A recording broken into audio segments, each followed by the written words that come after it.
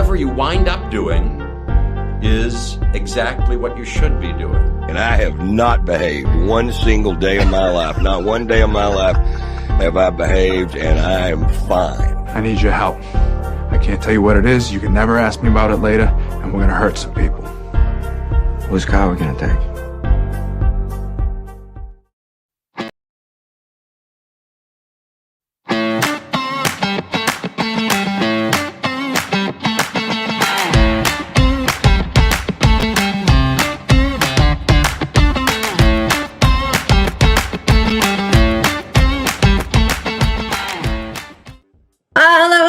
Thank you for joining the Nikki Medoro Show live on YouTube each weekday starting at noon Pacific time. Thank you to everybody. And I love seeing people just in the waiting room, even before we even begin. I love all of the comments we're getting. Lori, ranting teacher, hello to everybody that's here before even I am. We have a great big show coming up. But before we start, as always, please help out the show on our new format on YouTube by clicking the thumbs up button. Each and every show, YouTube loves it, so we love it. You know how it all goes. Support the show, become adorable, be the part of the cool kids club by donating to our Patreon. It keeps myself, it keeps Kim McAllister, who will be sliding over from Mark Thompson's show, kind of in the black and not the red. So just go to TheNikkiMedoroShow.com and join our Patreon. You can join for any amount. It's awesome. Also, if you can support, and I'm telling you, you're going to want this guy on your side, especially as tax season is underway. Our exclusive founding sponsor, Steve Moskowitz.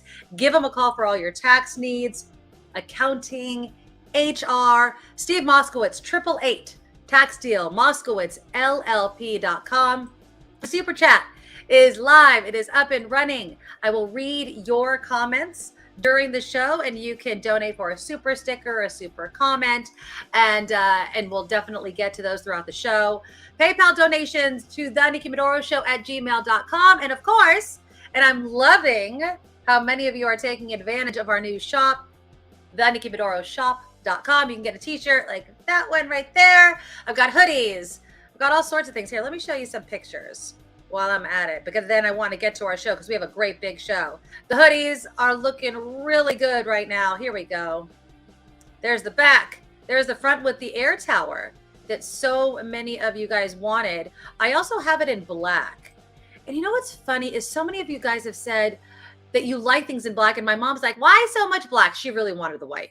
And so that's why I made the white and the black. The AirPods, I've got a couple of people that have been reaching out that got those. So I'm glad that's all working out for you.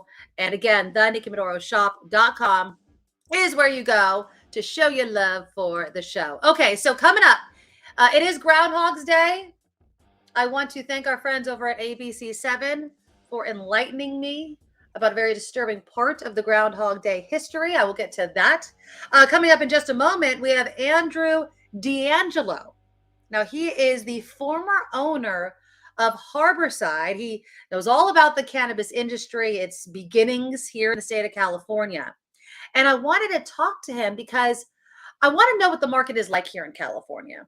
You know, there's one thing for there to be bumps in the roads when you're starting a new kind of market like cannabis, which, obviously, the different rules, both at the state and federal level, throw hiccups into this whole thing.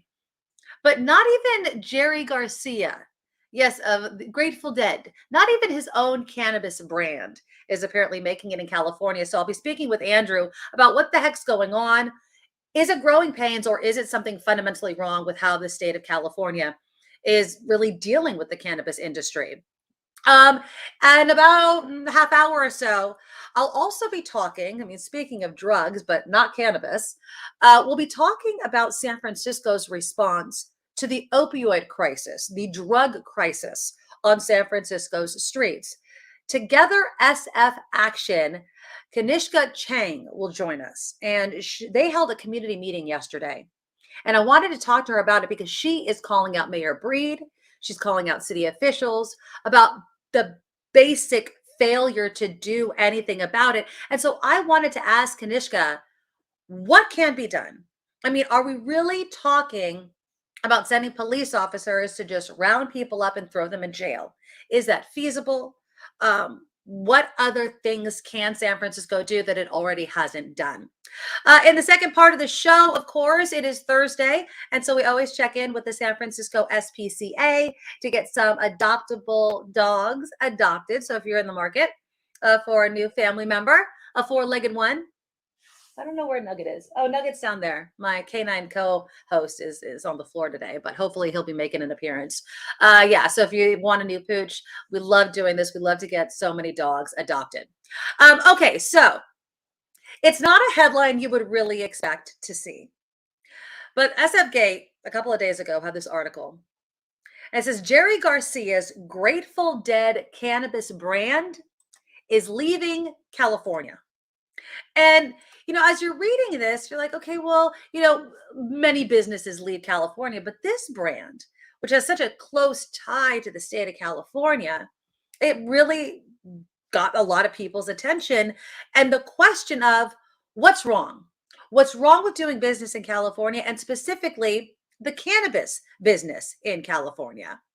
Well, joining us now, I'm very happy to welcome Andrew DeAngelo. Now, Andrew, thank you so much for coming on the show. You're the former owner of Harborside. You've been basically within the cannabis industry here in California from the beginning. Thank you so much for coming on the show. Great to be with you, Nikki. I hope we can try to unravel what's going on in the marketplace right now. Absolutely. So let's get into a little background first for people that may not know your history.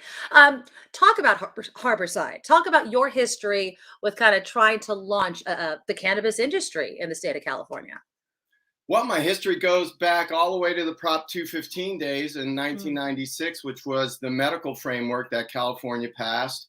My old friend Dennis Perone was responsible for that. And I was in acting school in San Francisco at ACT at the time. And I was helping that effort pass in San Francisco and California.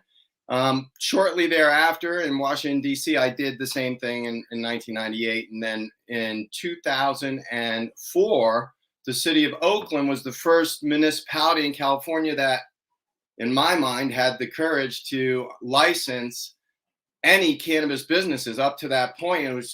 I talk about the wild, wild west. It was really, really the wild, wild west in the medical framework.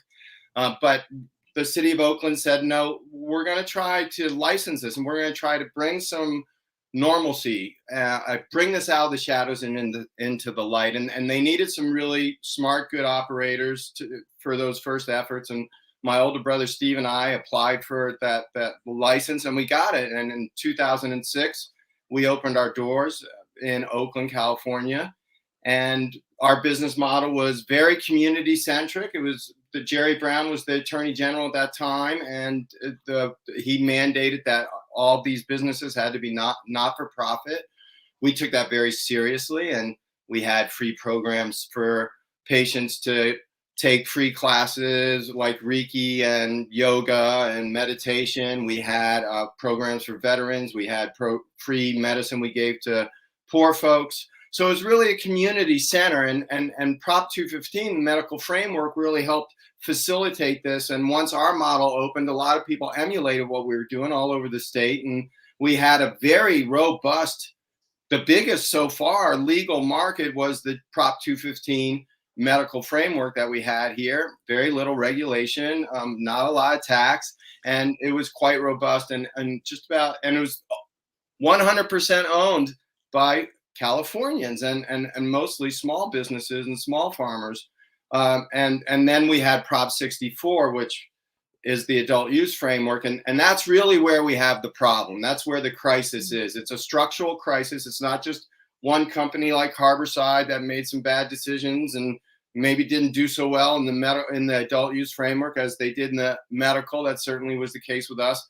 Or you have Garcia that you mentioned, and that they have decided, at least temporarily, to pull out of California and to focus on other states, which is a real tragedy. I mean, Jerry Garcia's family, they're born and bred here, and they've really worked hard to make this brand a California brand that we citizens of California can enjoy. And medicate with and relax with and be with and listen to music with and go see Bob Weir and Dead and Company. Exactly. Well, let me ask you, Andrew, you talk about the difference in the hiccups going from the medical marijuana field to kind of the adult use field. What was the main difference structurally in your mind that kind of is failing there, that couldn't, I guess, transfer easily over from medicinal to just adult use? Yeah, our two big problems in the framework have to do with the amount of regulation that's associated right now with growing, transporting, and distributing cannabis. What you have to do that is more than what you have to do to transport radioactive waste in the state of California, literally. And then the tax rates are also extremely high, both at the state level and the local level, which makes the price for the consumer much higher in the licensed legal market than in the legacy or underground market. And the result of those two problems, and the third problem being local control. So Prop 64 gives the local people the right to ban dispensaries, ban grow, not license anybody. And most of the states done that. That's what most of the municipalities and so it's prohibition by local ban, even if the local municipality voted for 64. So this has been those are the three main structural problems with 64. And we just haven't been able to get any solutions from the Democrats in Sacramento on those three structural problems. We made a tiny little bit of progress this last legislative session, but it was really window dressing, not really changing the fundamental structure. And what I want to see happen, if we really want to fix this market, we need a new ballot initiative. We need to start all over basically from the beginning, and that's difficult to do. Yeah, exactly. I've been calling for a new initiative since 2020, and you have to do it during a presidential election or you'll lose. We learned that with Prop 19 in 2010. We don't want to make that mistake again. So I hope that's the solution I've been advocating for. But I acknowledge it's a very hard solution to gather consensus and funding around. And so most folks we've kind of given up on Sacramento, or I don't know. There'll be another effort in Sacramento, but it's really more happening at the local level now, trying to open up municipalities, trying to reverse the bans, trying to entice people with, jobs and economic activity in their communities with the industry, and hopefully convincing them not to tax us to death so that we don't close our doors a year or two after we open them, Right. or like Garcia did, have to leave the state. So, I mean, do you think that it's also public pressure that leads to all of these regulations and all of these taxes and kind of the promises politicians have been making just to even get to the point where we have recreational marijuana sales in the state of California? Well, sure. Cannabis. And how do you fix that, Well, I think that the public is pretty aware that the framework's not working right now. And for, the first couple of years, it was blame the industry. It's the industry's fault. We're the ones that are not getting it right. And now I think the public and now the media and folks like you are starting to see, you know what? Maybe it's the elected officials and maybe it's the framework itself that Gavin Newsom and Sean Parker and all these people that got on the back, it was not our framework. The activists and the industry, we had a much different idea for a framework, and people like Sean Parker and Gavin Newsom, folks like that, who had the funding to get 64 done and the credibility, really political credibility to get done. And we needed those things. And so we had to all hold hands together and kind of do this. And we got it wrong. Okay. We got it wrong. So are we humble enough and smart enough and more importantly, responsible enough to say we got it wrong and let's start over, or at least get it right? And that means standing up to the special interests that are benefiting from 64. That means standing up to your own constituencies, the League of City and Counties. They don't want to lose control. You have to stand up to these stalwarts of the Democratic Party. Wow. And so, yeah, so it's very difficult. And even environmental groups, which you would think would be on the side of the cannabis industry, are lobbying against us in Sacramento, thinking that we're big polluters and we, destroy streams and wildlife and all this other nonsense, and where meanwhile you can drive through oil fields and fracking fields in California all day long. You can drive through that. Oh, but God forbid there's a grow, there's a pond on your farm that you have to dig so you can have water, and they won't let you do it because you're weed.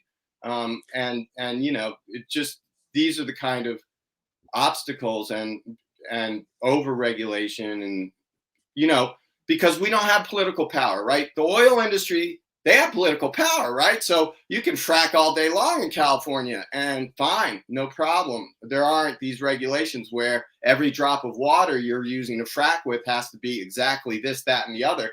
Would never pass any of the lab tests our products have to pass. None of it would. The air I'm breathing right now wouldn't. The water you're bathing with this morning wouldn't. This is. Are there states though, Andrew, that are doing it correct in your mind? I mean, are there frameworks that are in other parts of the country that have legal recreational marijuana that are doing it correctly that we could kind of emulate or copy? No. That's unfortunate. I was hoping there was a framework that we could follow. I think New York is trying something a lot different, and I think all eyes should be on New York. I have clients there. I'm working there. I'm building businesses there, which is a shame. I'd really like to use my talents to build businesses right here in California, where I love and want to keep living and working. But hey, man, New York's there and hiring me, so I'm working there, and I'm excited about that framework. But I'm worried about it too, because the way people want to fix this is to launch Prohibition 2.0 or enforcement. And then what are we going to do? Lock up everybody who doesn't have a license? You mentioned people in the street and homeless people and addicted people. What are we going to do? Lock them all up? We want to have an incarceration state? Is that what we want to do? Is that the best we can do in 2023, in this day and age, with all of our technology and our talents and our resources that we have available to us as a society? Really? So it will not work. Prohibition 1.0 didn't work. You couldn't lock us all up. I sold so much weed, never got caught, never got locked up. So has a whole bunch of people. Talk to Be Real from Cypress Hill. Talk to a whole bunch of people. Do you think that the black market, though, also might not sit comfortably with the politicians and the cities and counties that you're trying to convince? Well, they all have their head in the sands and think that the underground market's not in their community. Otherwise, they would have licensed. If they banned because they somehow think that by banning, cannabis goes away in their community. It does not. It does not. And so they just have their head in the sand. They have no clue about it. And so in their muscle memory, and the law enforcement community lobbies talking to them, and the big corporate cannabis lobbies talking to them, and yeah, they'll enforce and they'll use money to enforce. Will it work? No, it will not work. History tells us that much. Andrew DeAngelo, former owner of Harborside. Just quickly, for all of our viewers, if you could start over, which is what you keep saying, we just need to start over. We need a new ballot initiative. Sell it to me. Sell it to the viewers. What does it look like that you think would work? Both for the business aspect and of course the community aspect, because you have to know you're trying to convince people that either A, don't smoke marijuana, don't like it, maybe don't want it, like they don't want liquor stores in their neighborhood. Right, but they do have liquor stores in their neighborhood, and the liquor stores don't have 55 surveillance cameras, armed guards, seed to sale tracking system, lab testing of all the liquor in there, and all these other things. So, and I, by no means do I want to emulate the liquor industry. No, I don't want to do that. But our medical framework is where we should start with, right? Because that's what was working. And we're going to need a little bit more regulation and rules and taxation that was in that framework. Okay. But if you start adding more than a 5% total tax, state and local combined, on cannabis, you're not going to compete with the underground market. And if you want to absorb the underground market and not lock them all up and create one big market that we can all enjoy and benefit from, you have to lower the barriers of entry and you have to give those folks a license. Okay. And then you collect the taxes from their income, from their payroll, from the people that they're hiring. And maybe the actual excise tax and the actual cannabis tax is very low, especially those first 5 or 10 years. Let's create one big market, right? Let's not have dual markets. That's insane. Right. And so you have to have low barriers to entry. You have to trust that this plant has not caused public health crisis in 100 years of prohibition. It's not going to cause it now. Okay. And you have these lab tests. You don't need a lot of regulation below the lab test. The lab test catches all the nasties, right? And you have high risk and businesses like check cashing businesses, banks, in neighborhoods and communities right now. We know how to make those things safe. Banks get robbed. Huge percentage in California. Amount of banks get robbed. We still have banks in our neighborhoods, right? We still walk into them. We still go to them. So this is the kind of thing we have to get used to when it comes to cannabis. If we want to create that one market that I'm talking about, because then there's no excuse for not having a license. Then there's no excuse for not following the rules and doing things right. Just kind of like liquor bootleggers, right? The liquor bootleggers, eventually, there were a few left that you had to enforce against, right? But it wasn't like this huge problem that we're seeing right now, where the transition is just is this dual market transition that's going on for years and years and years and years and years. Do you think that the news about a brand like Jerry Garcia leaving the state of California has as much of an impact on people like Governor Newsom and local politicians, like let's just say Tesla leaving or another big company trying to leave California? And so you're saying no, you're shaking your head no. So how do we? I mean, is there just no money within the cannabis industry to lobby hard enough? These politicians that are making the rules? There's plenty of money. The cannabis industry, if they wanted to, could write its own law. Again, you need about $25 million to do a ballot initiative and get it and win in California. You could do this. The world is flat. And if you had enough money, you could win in California on the world is flat. And we're not talking about the world is flat. We're talking about the world is round here with sensible cannabis legalization and regulation. So we don't have the unity. We don't have the consensus. The big companies that do have the money want to build moats around their businesses. They don't want to tear down walls together. They don't want to compete with legacy people like me. They don't want to. We have really good ideas. We know how to sell weed really good. We know how to grow weed really good. And so there's a lot of that going on. And so no, it's not a matter of. We certainly could change the framework. The industry itself could, but there's not enough unity and there's not enough will. And I don't see that unity and that will coming anytime soon. I think people would rather drown in their own moats than tear down the walls together. And that's really troubling to me as an American and a Californian. And that's not how we're supposed to be in California. We're the trailblazers. We're the people that start things in a garage and make it happen all over the world. I mean, that's what we should be doing with cannabis. Are you kidding me? This is California, man. I know. I remember, obviously starting back all the way to 1996 and being happy that we got here, but we're not there. We're not even close to being there. And if cannabis leaves California, if you can't make it in California, I mean, what does that really say? I really appreciate you, Andrew, coming on the show. You're welcome back anytime. Keep us posted. You have a platform here if you want to share any sort of updates, but good luck, because I don't know what the cannabis industry is going to look like if these rules and regulations and taxes stay the way they are. Well, thanks so much for having me, Nikki. I'll keep you posted. I had a great time. I'll be back. All right. Thanks so much. Andrew DeAngelo. He is a cannabis consultant, former owner of Harborside. Thanks, Andrew. Yeah. So let's welcome Kim McAllister to the show.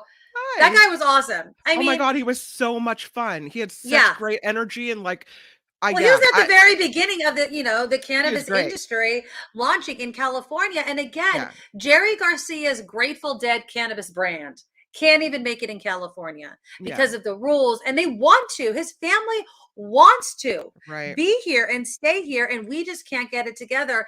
And I do feel that this is just another sign of what it's like to do business in the state of California. You know, we pride ourselves on, as California goes, so goes the rest of the nation. Right. We got to get it together with all these things. If it just doesn't make sense. There is a way, I believe, just like Andrew believes, of creating a cannabis market that is fair not only to the business owners, but of course to the community as well. You can't ignore people's concerns and things like that, but you have to be honest about it as well. I'm the person he talked about, like that didn't want it in their neighborhood, right? But I didn't know a lot of what he just said.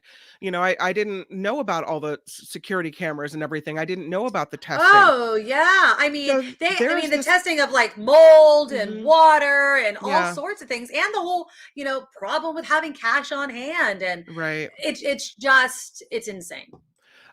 There's this place on Petaluma Boulevard, and it is dispensary or what have you, or a marijuana store, and it is like they lit it up like Vegas on the Strip. It is bright green, LED lights, rainbow lights shining from the storefront. And I just think it is attractive to kids. I just worry about kids and having all Here's this a stuff secret, more Kim. accessible. Kids have always been attracted to weed, though. I mean, it's not as if that building with its bright lights is introducing something kids aren't aware of. And there, so is a liquor store with neon signs, right? Beer commercials during the Super Bowl. It's not as if the kids don't see it. But there's money to be made here. This is a legitimate business. And we're missing out on tax income because these businesses can't even handle it. So hopefully we can get it together. But I don't know if you heard the part where he's like, we just have to blow it up and start all over. Starting all over in politics and writing, rules and laws and things like that. That's a tall order. I don't know. But, I'm trying to think of the nearest. I think there's a dispensary. I know it's a dispensary that was near my son's old gymnastics place. And the only reason you could tell it's not like the one that you're describing is they just had like this pot leaf on like kind of its sign with like the Red Cross kind of like medicinal marijuana or whatever. And so I would just drive by it. But unless you were driving down the specific block that's not heavily trafficked, you would not know it's there. And then I think it's Caliva. I think know that's what you call it. That's that one I see, and that's a huge building, but it's in an industrial neighborhood. You know what I mean? Like it's not this one. This is like Main Street, and kids look at it because they're like, "Ooh, what's that?" Because it does look like it is lit up like a Christmas tree. Yeah.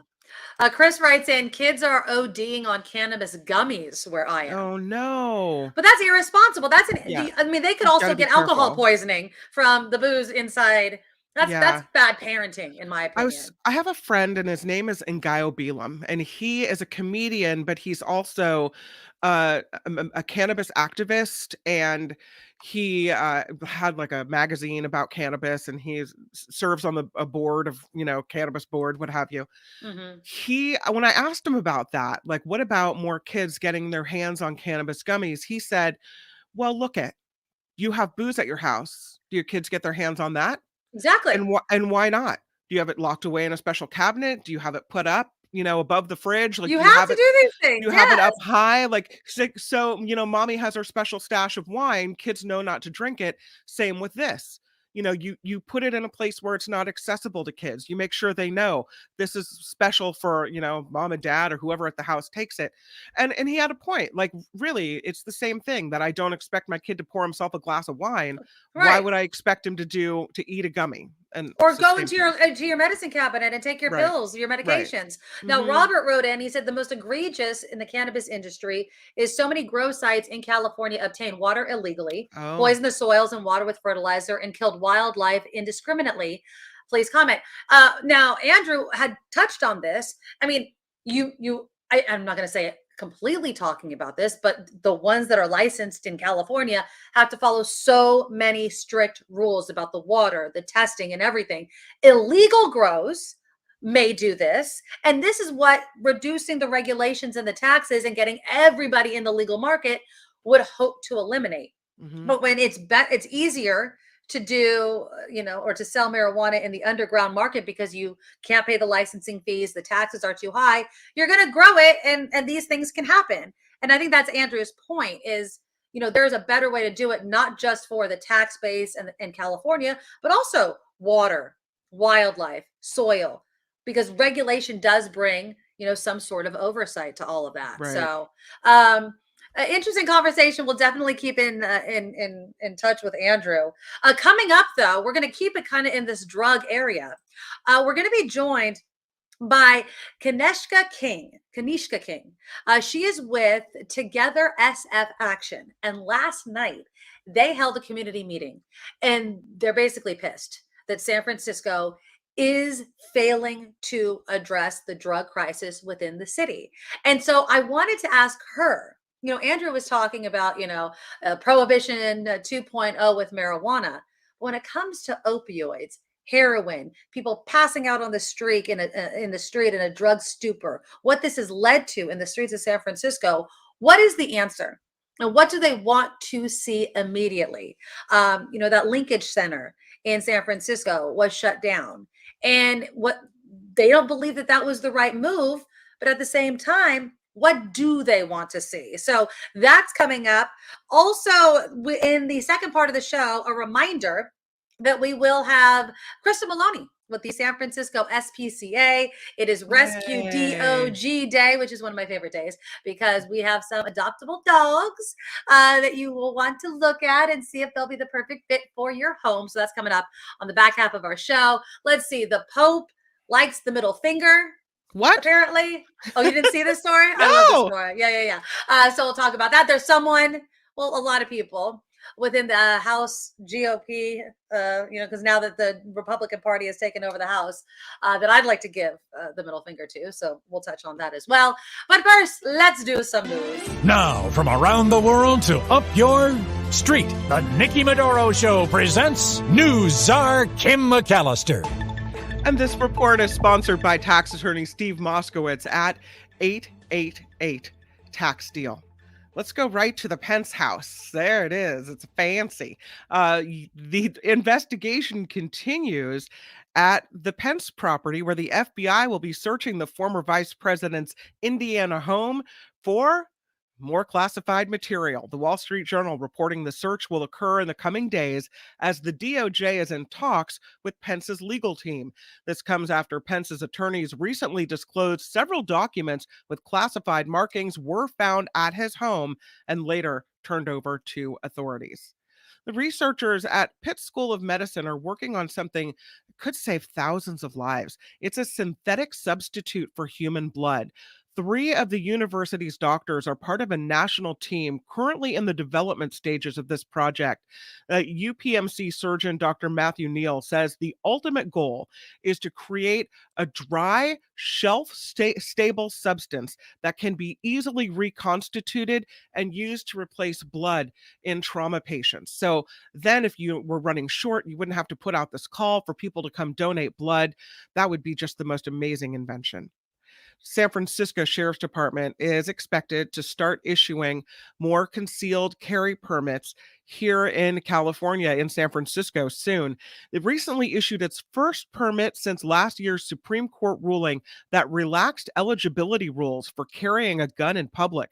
The city is processing 72 more applications. Sheriff Paul Miyamoto expects to get 100 to 200 more during the next year. He says before the court ruling, only someone considered a target, like a judge or a diamond jeweler, was eligible for a concealed carry license. Now, many more people are eligible. 2 Muni drivers involved in an accident. Listen to this one. They're hurt because the buses collided with a cable car. I'm sorry, I said it wrong. 2 Muni drivers are hurt because a cable car that they were on collided with a vehicle in Nob Hill. Much better. Okay. The cable car derailed about 6 o'clock last night. The drivers are expected to recover. San Francisco police now looking for the other vehicle. It was gone by the time officers got to the scene. They're also asking for witnesses to come forward. Not very often we see a cable car come right off the tracks. And San Jose officially has a new mayor. Matt Mahan inaugurated last night. In one of his first acts as mayor, Mahan is launching a series of neighborhood cleanups and programs to take better care of homeless people. He says homelessness must be treated as a humanitarian crisis, and that he is working to find a basic, cost-effective place for people to live instead of on the street and in creek beds there in the South Bay. You didn't vote for him, Nikki. I didn't, but I was gonna touch on this after our interview, but so I'm glad that you brought this up. I will say this: I didn't vote for him. I did vote for Cindy Chavez. I wasn't against Mahan. It was just really the experience and being able to convince, because we don't have a strong mayor system in San Jose. So now you have to convince all these people that many of them did not support you to do major changes.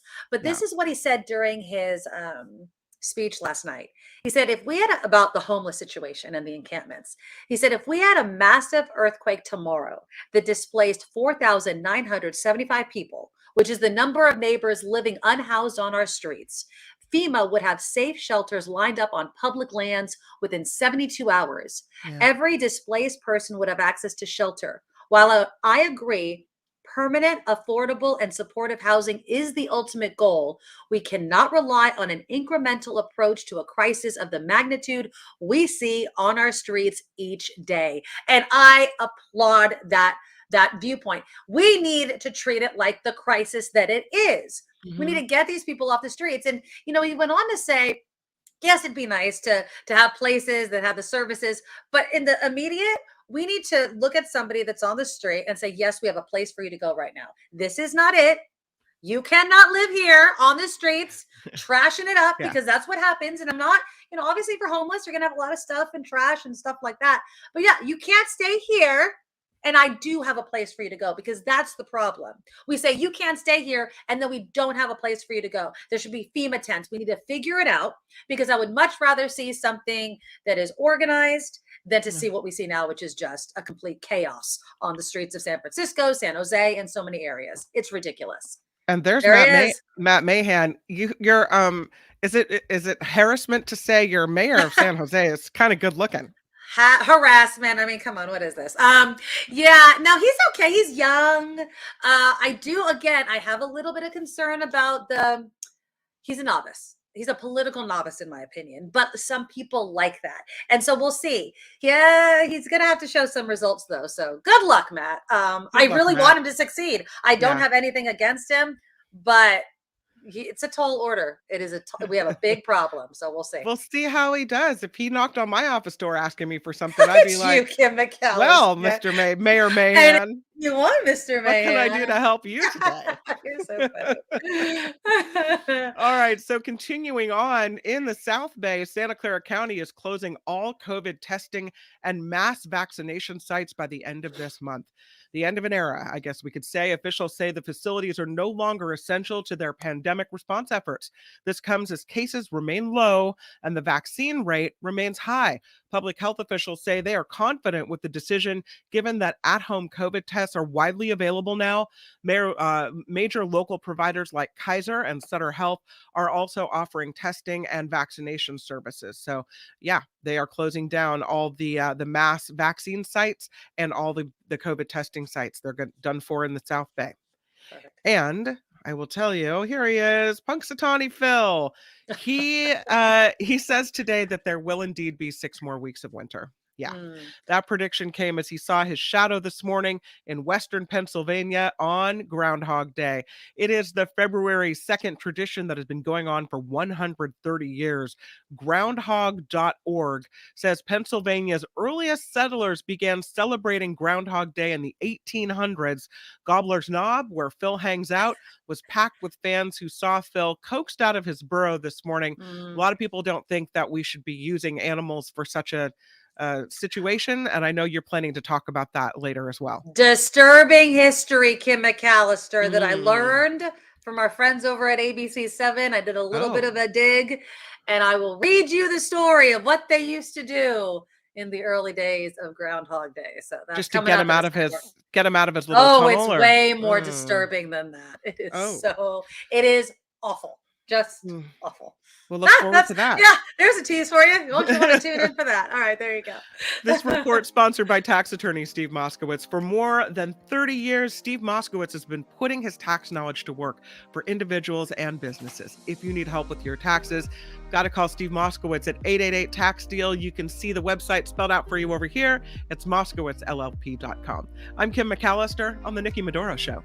Thank you, Kim. Okay, so in the first part of the show, we talked about legal marijuana in the state of California, how difficult it is for businesses, and I also touched on, as Kim had also mentioned, just the whole idea of more drugs available in the state of California, and some people are uncomfortable with that. Yeah, that's marijuana though, and I'm not, I know some people have strong feelings about marijuana, and I'm not knocking that. But what we see on the streets of San Francisco is way different than that. I think that if everybody was smoking weed on the streets of San Francisco, that would be one conversation, but that's not what they're doing, right? They're shooting up heroin, they're taking opioids, they're dying on the streets. It's horrific. It is out of a nightmare, what we are seeing on the streets of San Francisco. And it appears, at least if you listen to a lot of Mayor London Breed and other city officials, even Governor Newsom, that they want to do something about it, right? This is unacceptable. This is unacceptable. And yet we continue to see the pictures. And so it always begs the question in my mind, what can we actually do? I mean, what is feasible? What is going to work? Because obviously what we're doing right now is not working. Well, last night, there was a community meeting, and it was held by TogetherSF Action, and they were basically calling out San Francisco for what we're seeing on the streets. And joining me now is Kanishka Cheng, the founder and executive director of TogetherSF. Kanishka, I hope I'm pronouncing your name correctly. Thank you so much for coming on the show. Yeah, thanks for having me on. Okay, so let's talk about last night. What was the overwhelming message that you were bringing the community and hearing from the community last night? The overwhelming message that we were trying to convey was that this drug crisis, this fentanyl crisis, the responsibility of it does fall on our city's leadership. They need to take this crisis seriously and act in a unified response to address the open drug markets in San Francisco. The response was actually pretty overwhelming. People were like standing up and applauding. And I think it was because we were kind of stating the basics that it feels like San Franciscans haven't heard from leadership in a long time, that yes, we do need law enforcement to be part of the solution here. Yes, we do think recovery should be a goal, prioritizing people's lives returning to normal, not just keeping them in this sort of state of perpetual addiction until they deteriorate on our streets. So what does that look like to you? I mean, are we talking, because when you say law enforcement, and I'm sure you're very much aware of kind of police relations with the community, Absolutely. People are watching very closely so what are you imagining? Are you imagining, every time an officer sees somebody under the influence, just massive roundups of people? How does that look to you? No. I think there's a big distinction between the way drug users and drug dealers should be treated by both services and by law enforcement. So our focus is on drug dealers. And I think we have to first address that fentanyl is a very different beast than even heroin or meth before it. Forget about pot, right? Fentanyl is 50 times stronger than heroin, 100 times stronger than morphine. An amount of fentanyl that's a couple grains of sand could kill you. This is a very, very different drug. And we have to acknowledge that it is part of a national crisis, right? We have an opioid epidemic nationally. We had this coincide with the COVID pandemic. It became harder to move bulky drugs like meth, like heroin. And so fentanyl became the drug of choice. It's flooded our cities. And so the price of it has dropped from $70 to $35 for a pill. So you can get this very, very powerful, potent hit pretty cheaply. And that's completely changed the conditions of our streets. And we think our city leaders are just like behind the 8 ball in addressing this problem, that it is a different environment. It is a different drug environment. And so our response needs to be different. When it comes to law enforcement, that means that we have to address drug dealers as drug dealers. And we have to face the reality that these aren't the drug dealers from 3 years ago. It's people have been hesitant to talk about this, but I think it's becoming more commonly known that cartels do run blocks of the Tenderloin. That is fact, and they are armed and they are dangerous. That necessitates an armed law enforcement response. We saw, though, the city not being behind the 8 ball when filing lawsuits against drugstores, right? So the city files these lawsuits against CVS and Walgreens saying that you've given out way too many opioid prescriptions, you should have known better. So on the one hand, they're not slow when they think there's money involved that they can get to help fight the crisis. But how are they helping fight the crisis with that money? Yeah, that's a great question. We would hope they use that money to fund recovery programs. So we have, as we see it, there are two components, two solutions to this crisis. One is a law enforcement response. One is a public health response to help users and addicts. Right now, our city's primary policy is harm reduction. So we do not really robustly fund recovery-based treatment or abstinence-based treatments. There is not a priority to move people from being active users into recovery. The priority right now is to restore overdoses. We have 2 overdose deaths in San Francisco every day and 7 overdose reversals. Those numbers are wild, right? We have lost more people to fentanyl overdoses than to COVID in the last 2 years, almost twice as many people. So we know this city knows how to have a response if it gets its act together and has a shared goal of solving something. That's really our biggest call to action, is that our leaders put their politics aside and focus on this as the crisis that it is, with a unified consensus plan. To your point about the settlement money, right, from those lawsuits, that should go into funding more recovery programs, because that is a real problem, that there is not a clear mechanism on how to fund recovery-based programs because of some complication with how federal funding works in those treatment programs. And so that cost is being carried by our local government, and this money should help to offset that. The other big piece of this is that San Francisco is down over 500 police officers. And we heard last night from the assistant chief that by June, they're looking at being down 600 officers. So stations that used to have over 100 officers now have about 50. So you can imagine when they're making an arrest, they're off the street for 5 hours. There's no one left to patrol that area. And that's why you see these slow response times, and you see just the lack of robust presence that we've all been looking for. Can I ask a question about fentanyl? I wonder, is it as addictive as we know heroin's addictive and cocaine? Is fentanyl itself very addictive? Yeah. And people need it like every 2 hours is what we've learned.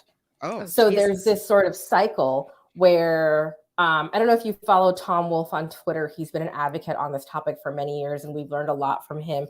But he used to be an addict living on the street in the TL. And he's talked about, you see this cycle where addicts have to feed their habits. They'll go into a Walgreens, they'll steal a bunch of razor blades. They can sell it to a fence on the street who's going to sell it on the sidewalk for $30. That's their hit, right? They can go do that.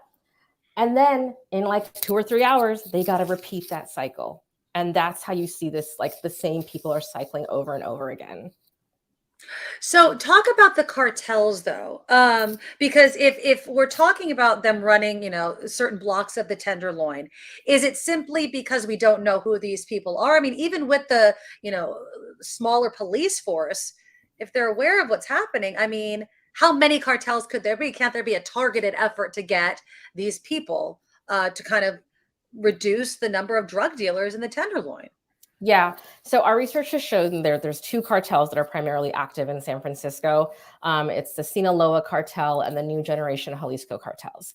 The problem is that a cartel kind of SWAT operation takes such a robust number of police officers. And so the police captains in Tenderloin are telling us we are doing undercover, we are doing sting operations. The DA has explained to us that there's just a different threshold for making an arrest, right? It's not like the 80s and 90s where a lot of these policies were racially motivated. Now it's not like you can just watch someone exchange something and be like, those must be drug dealers, let's go arrest them, right? They need a lot more evidence, and that takes a lot more police time and resources. So when we're down 500 officers and you have a bunch of officers that are doing these like undercover sting type operations, you don't have a presence. And the TL captains have also acknowledged this, that, yeah, we wish we had like 25, 30 officers just walk blocks all the time, because part of this strategy should be just kind of making people feel uncomfortable standing there dealing, right? Right. And we don't have the number of bodies to just be out there doing that. And a lot of this comes back to the policies that have been put into place when the defund police movement was the main priority throughout many cities. And yes, reforming of police and addressing bad policing is definitely a priority in San Francisco and should remain that way.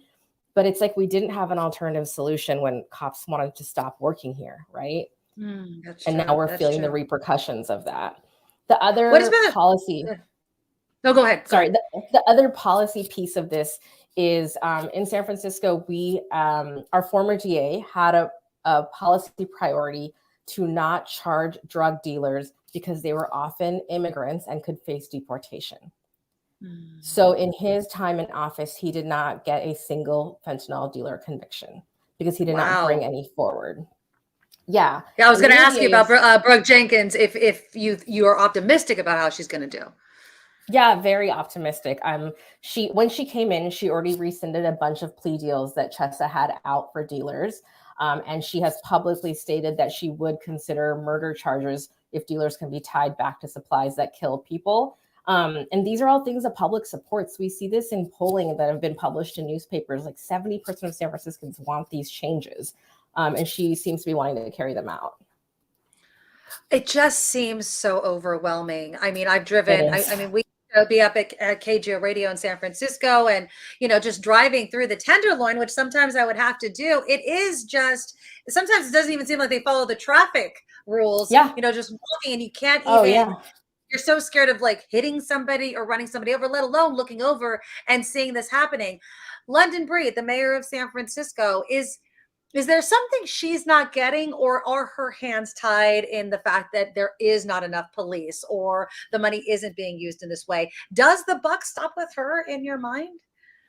The buck does stop with her, but her hands are also tied in many ways. The shortfall of police staffing is a big problem, right? Like, she has prioritized funding more police academy classes. The problem is nobody wants to be a cop. We can't even fill up the classes that we have budgeted and that are open.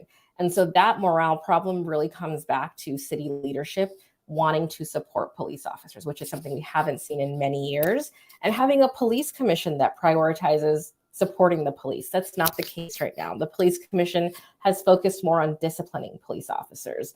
So they have not felt supported. And obviously that has morale issues, and it's harder to draw people to come work in a city where the public isn't vocally supportive of police.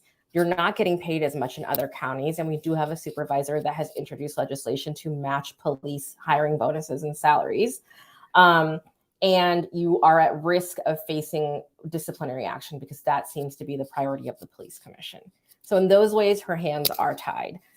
The way that I think it's not tied is that the mayor is ultimately responsible for the city budget. And we think she should be allocating more of a priority focus on recovery and getting addicts into recovery over just restoring a heartbeat and keeping people alive on their addictions. Yeah, I mean, the way you place it and put it right there, it does seem very disheartening that anything is going to be fixed anytime soon.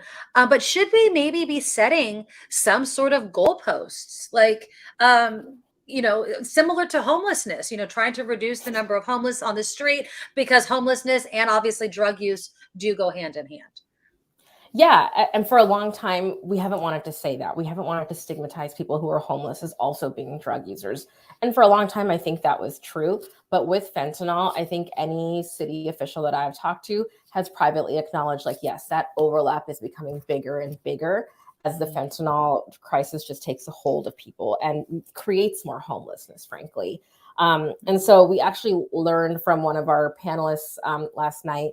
He compared Sam Dodge. He runs the city's Healthy Streets Operations Center, which basically is responding to all the encampments. And so he talked about,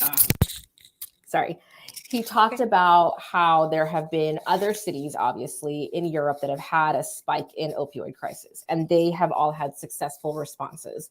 And it's a four-prong approach. It is medicalization. So that is treating your addiction through medication, bringing you down off the addiction, recovery services, shelters, and law enforcement. And for the law enforcement piece, the way that works is there has to be social and political consensus to support arresting drug dealers and keeping people accountable. So that piece is like not something you can legislate, right? That is like people have to change their mind and speak up about it. And so we're mobilizing people to ask their elected leaders to show that support, because that's a big part of it. We have not been building shelters for the past few years. We actually have advocacy groups in San Francisco that oppose building shelters because they believe that every homeless person should have their own private housing unit and that shelters are inadequate. Now, this same group has sued the city for not having enough shelters, and so therefore they can't remove people off the streets if they don't have any shelters. And then the medicalization and treatment strategies, that's like another piece that we want to advocate for. That's the DPH part that I mentioned. On the shelter piece, this is another way the city's hands are tied right now, right? And so we're hoping that for the first time, the majority of residents who we know support these policies are going to raise their voices. Like, these are not the typical activists, right? These are people who are parents. Some of them are retired, some of them are young and new to San Francisco. But I think the thing that binds them together is that these feel like common sense solutions. And no one's really spoken up with them before. Do you think that people that are using drugs on the street, how do you get them into recovery? I mean, without violating kind of, their rights, right? I mean, and we can't arrest everybody because there's we don't have enough jails for everybody that does. Yeah. So how do you also address that of, I don't want to walk past somebody that has a needle or is taking a pill, but at the same time, we don't have enough cops to arrest them. So how do we get them or convince them when they're obviously not in their right mind to get into that kind of medical help that you're talking about? That's exactly the contradictory argument that we've been hearing, right? Is that a person who is struggling with addiction, they are not in their right mind. And so they can't be held accountable for the things that they do because they're not in their right mind. But also they're not in their right mind, and we're expecting them to choose to go into recovery. Right. And that's not going to happen. All of us know somebody who has struggled with addiction. Everybody must in America, right? And we know how far they had to go before they were willing to seek treatment, if they were even lucky enough to make it there. So the policy approaches that we've heard from SFPD and from the DA are that if you are shooting up in public, if you are using drugs in public, that is actually illegal. They were going to cite you for that now, which they weren't doing under the previous DA. The police will cite you. The DA has said if you get 3 citations, they'll bundle that together and they'll try to bring a case. And they're not trying to put you in jail, but that is the only opportunity at which they can say, you can go to jail, you can face some jail time for this, or you can go into treatment. Mm-hmm. And many advocates, including PD last night, said 9 times out of 10, they're going to choose treatment rather than go to jail.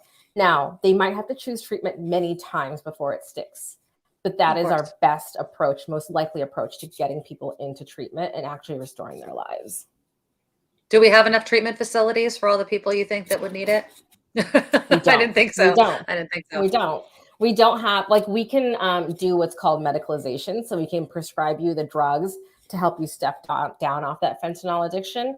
But then once you're ready for a residential treatment facility, we don't have enough beds. And we think that hasn't been appropriately prioritized by our city's leadership, frankly. It has been shocking to me when in San Francisco, I was telling Nikki in the past that I parked on the street once. I was going to a show nearby with my young child, and we get out of the car and there's a full-on block-long row of people sitting on the sidewalk shooting up. Yeah, yeah. They're actively using drugs on the streets of San Francisco in broad daylight in the middle of the sidewalk with people walking by, parking and doing whatnot. And that's the kind of thing. It's like that can't be right. We can't allow that. But there's not enough officers to go get people and say, you can't be shooting up drugs here in the city like that. Yeah. It is a total erosion of the social contract. Somebody said this last night. We can't have a society where half of us are law abiding and following all the rules and the other half not. And the rest of us just look away because we feel bad about it. That's not serving them or us. Nobody, it's like in a compassionate, progressive city, we cannot let people deteriorate that way. That's not how they want to live their lives. Like, these are someone's child, someone's parent, someone's family member. They don't want them to live their lives this way either. And I think that's the part that we forget in having these really compassionate approaches, that civil liberties, we all deserve them. We are all entitled to them. But that's actually probably not how somebody wants to live their life. They may want to right now because they're in the throes of addiction, but ultimately that's not how they want to live their lives. Yeah, I always say, I'm like, if somebody's literally laying their body across the sidewalk, not in the dark, not under an overpass, but literally on the sidewalk, that is a cry for help if I've ever seen one or heard one. Kanishka Cheng with TogetherSF Action, please keep in touch with me. I really would love to have you back on the show because this isn't just happening in San Francisco. You know it, I know it. It's a huge problem, not just here in California, but across the nation. And we need to continue to kind of put pressure on the politicians and those with the dollars to do something. Yeah, this was just our beginning of it. We're going to be doing a lot more work on this topic. And we definitely think a state and federal response is part of the solution. We cannot do it alone at the city level. Yeah. I appreciate you. Thank you so much for coming on the show. And you're always welcome back. Thank you so much. Thank you. All right. Thank you. That's Kanishka Cheng with TogetherSF Action. It's frustrating. And I was very it's sad. It's sad because everything that she laundry listed, we know. Yeah. And I don't see a way out of it in the next several years. That's frightening, Kim. I mean, police, numbers, training, getting them out there, getting shelters built, getting more medical facilities. I mean, cha-ching, time. It's going to take forever, it seems like. You know what I didn't know what she said? I was very surprised to learn that not that fentanyl is addictive, which I didn't know, but I assumed, but that you need a fix every 2 hours. Imagine I didn't know that it lasted life. That short either. Exactly. Imagine living like that. Every 2 hours, you're thinking, how am I going to get more? God. And not to but I mean, I would never do a drug like this, obviously, ever. But God, to be addicted to something where you need to get a fix so often, it's not like it's going to last you a day or even half a day or even overnight. I mean, think about that. And it's frightening because I do also think there needs to not just be a state, local response. There needs to be a federal response to this. And I know there's some Republicans, Biden's open borders. Look, this has been going on for a long time. And we need to not only stop the flow of drugs into this country, we need to do something about Americans' addiction to drugs in general. If there wasn't a market, people wouldn't do it, but there is. There's a huge market for it, and it's just tragic. Okay, so we're gonna do Kim's news in just a moment. When we come back, it is Groundhog Day. I'll get to the disturbing history, which I did not know, but thanks to our friends over at ABC7, I do now know. The Pope has endorsed the middle finger. I mean, this Pope is just... Yeah, this has become my favorite man over here. I'll explain exactly what we mean by that. There are some people in the house that I'd like to give that very special finger to, of course. So we'll have yeah, exactly. And then, of course, in this next hour, we will talk with Krista Maloney with the San Francisco SPCA about all of the pooches that are up for adoption and how you can add to your family. But first, here's Kim with the news. Now, from around the world to up your street, the Nikki Medoro Show presents News Czar Kim McAllister. And this report sponsored by tax attorney Steve Moskowitz at 888 Tax Deal. Ukraine is warning that Russia is gearing up for a massive new offense. Ukrainian President Zelensky said Moscow is concentrating its forces to take revenge, he said, against Ukraine and to free Europe and free world. Officials said this week Russia had 500,000 troops ready for an attack in the coming weeks. The death of Tyree Nichols, allegedly at the hands of police in Memphis police, is prompting one state lawmaker there to take some action. There's a bill from Justin Jones that would require police be in marked cars when making non-emergency stops, as the Memphis officers involved in Nichols' beating were in unmarked cars. Another bill would allow people to sue police officers in civil court. That might have some teeth. The family, we talked about this story yesterday, Nikki. The family of a double amputee is suing the police in Southern California after he was shot and killed by officers last week. Video of that incident shows Anthony Lowe, a black man, get out of his chair and crawl on the sidewalk away from Huntington Park officers before they shot him 10 times. An attorney for the family called it clear murder, said he wasn't a threat. Police in the town just south of Los Angeles claim Lowe had stabbed someone earlier in the day and was armed with a knife and threatening to throw it. Again, the family of the man shot now suing. A Black Lives Matter flag is now flying over the school district office in San Diego Unified School District headquarters. The flag was raised by students and staff yesterday after a brief event with readings and speeches as a way to mark the beginning of Black History Month.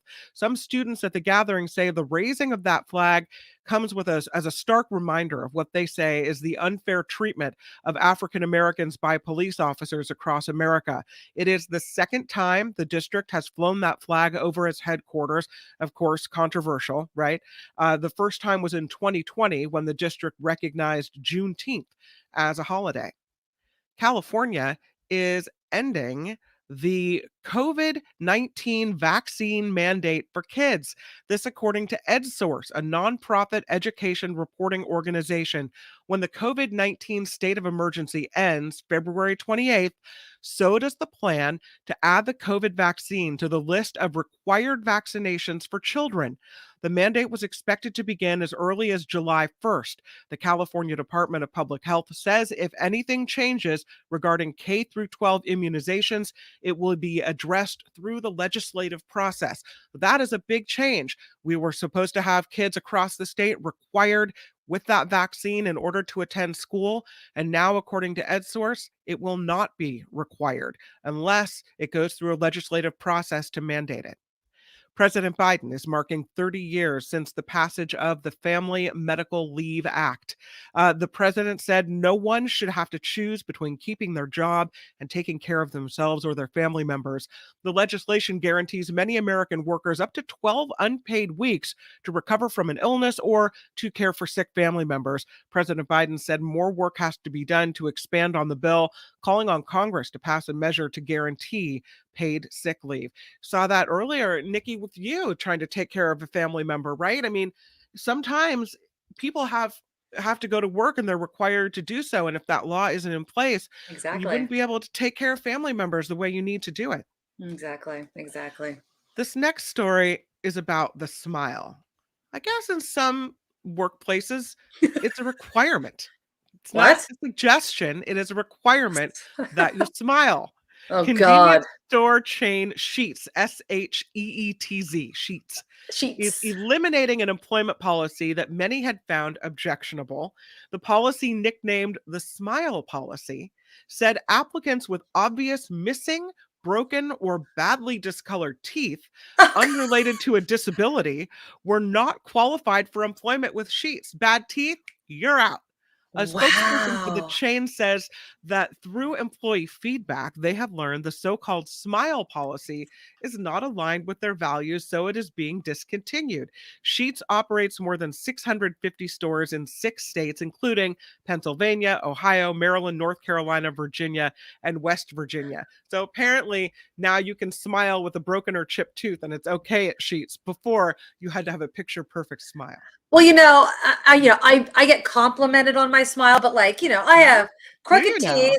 I would say, yeah. I mean, people will say, because I have a gigantic mouth, so people are like, a lot of teeth, and so I was getting, but I have crooked teeth. There's stains on my teeth. I'm a 40-something-year-old woman. You know what I mean? Yeah. So I don't have perfect teeth, and it does bother me. I'd love to have but I'm not going to go as far as, and I don't know if you've heard of this, Kim.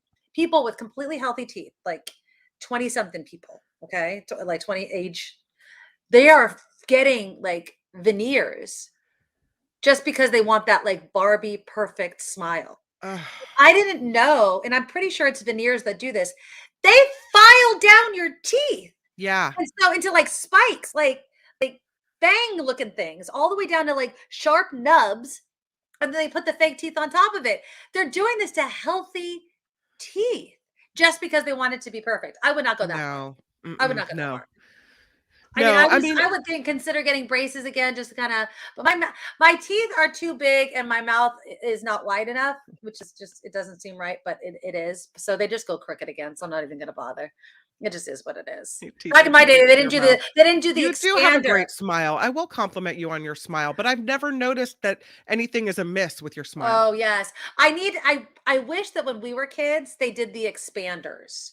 Like, so like nowadays, before kids get braces, they get an expander which opens the palate. My palate is very like tall and narrow, and so my teeth always want to like kind of collapse on each other. That's just the natural way that they do it. And once you're an adult, your palate's like kind of frozen in place. When you're a kid, it's still, it can still move. So my daughter had the expander because her palate was Both my too kids small did. to accommodate all the teeth, but I think it changed the shape of her face a little bit. Oh yeah, it does. Yeah. I mean, both of my kids, you could see it. You could see, I mean, I don't know if it was drastic, but definitely if I compare pictures from before they had the expander to after, I mean, I personally like it. And obviously it gives their teeth room to grow, which is the point. Well, it was either expand the palate or pull some of the teeth that wouldn't fit. And I hate to pull teeth that are, I had teeth pulled. I had teeth pulled. I had braces twice. I never wore my rubber bands. That's why it took so long.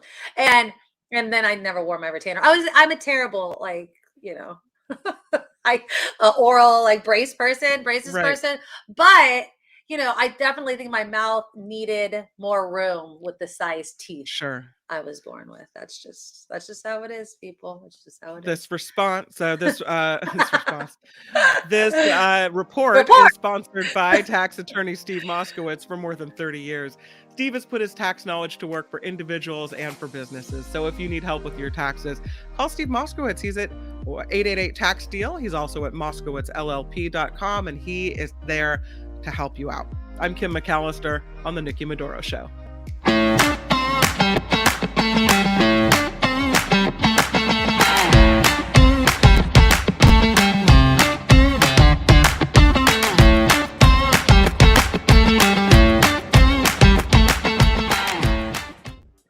All right. Thanks for joining us on the second half of the Nikki Medoro Show. If you would be so kind, please click the thumbs up button to show support of the show. We absolutely love it. It's quick, it's easy, it's free, which is awesome. If you have a little bit of money and you want to be part of our cool club, become a Patreon subscriber. We really appreciate everybody that does it. You just go to thenikkimedoroshow.com. There's a link to our Patreon, which you can, join for as much as you can afford every single month. I leave that up to you. And also there are links to our past YouTube shows for you to share with your family and your friends, even if they don't watch the show, which we would love for them to do, of course. But just subscribing to the show is huge for us. So, grab your friend's phone. Be like, don't you watch Nikki Medoro Show? You can watch it anytime you want to.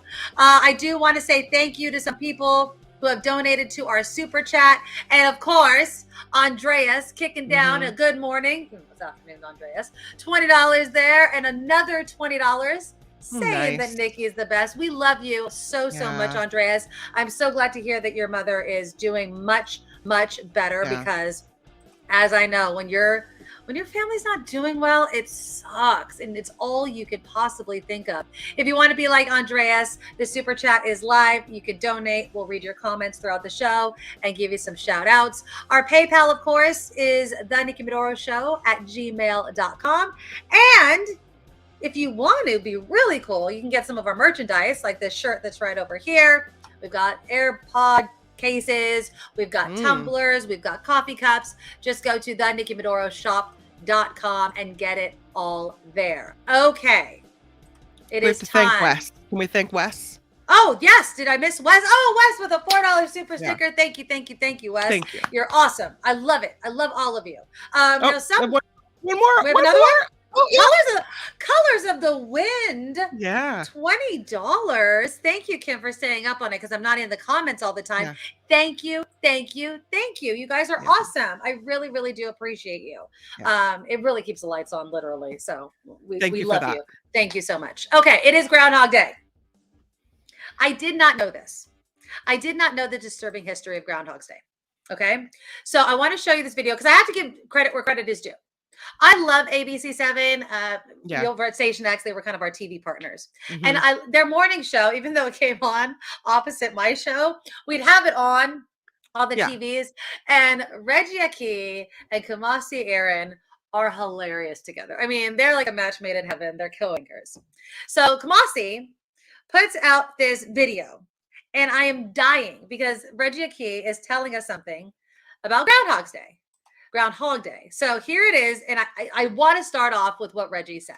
It is Groundhog Day. Okay. I've been on a deep dive for the past hour and a half, finding all about it. You have. They used to eat that groundhog. They did. In the beginning, they would have a summer festival and they would eat it. No. Library. Yeah. And they claim that there's only ever been one groundhog since they ate it. Because they feed it a magical elixir every summer. You are asking too many questions. You're just supposed to show up and party and get ready for winter. Gobbler's Knob is wild. So I had to do the deep dive, and it's really not that big of a dig. Really eat it? Okay, are you ready? Eat it? They ate Phil? Come, children, and I shall tell you the story of the original Puxatawny Phil. All right. So in the late 1800s and early 1900s, the Puxatawny Groundhog Club relied on, obviously, the groundhog to do weather forecasting. Mm-hmm. So the annual groundhog hunt was in September. Okay. And so what they would do, of course, is they would do a hunt and a banquet. So now this is from the Puxatawny Spirit, which I'm assuming is a newspaper. They reported that more than 150 people turned up for the 1910 groundhog hunt outside of town on Gobbler's Knob. Mm-hmm. Now the club opened its festivities by belting out, which I didn't know, there is an official groundhog song. And this is how it goes. It goes,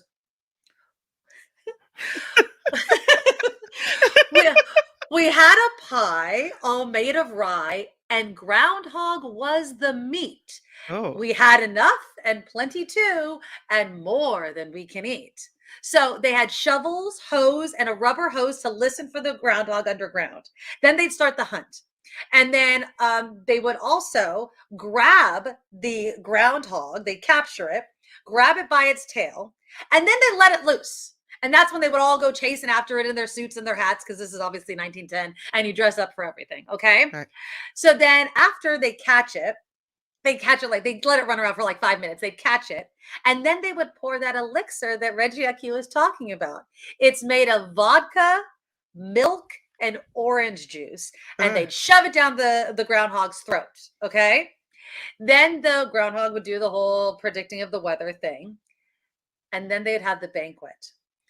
After the hunt, men feasted on 41 groundhogs that had been already captured, killed, and marinated. It was such a delicacy in Puxatawny that the Philadelphia Inquirer reported that woodchuck steak was the gastronomical climax of the banquet held in honor of the Pennsylvania governor, Edwin Stewart. Cleveland's Plain Dealer newspaper reported in 1913 that 100 groundhogs were killed in the annual hunt.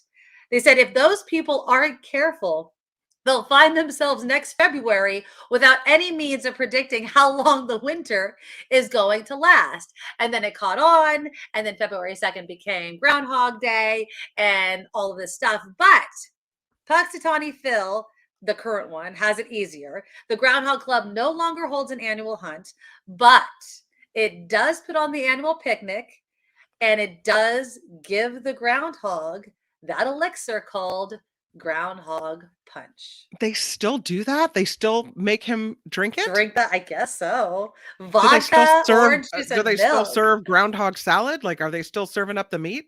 I don't think that they're eating the meat anymore. I would hope not. But they don't have the banquet anymore, so I don't know what they would be eating on anyway. But yeah, that, my friends, is the disturbing history of Groundhog Day. I mean, Bill Murray didn't touch on this at all in the movie. No, not at all. Yeah, exactly. I know. I love Mindy. I want to be a vegetarian now.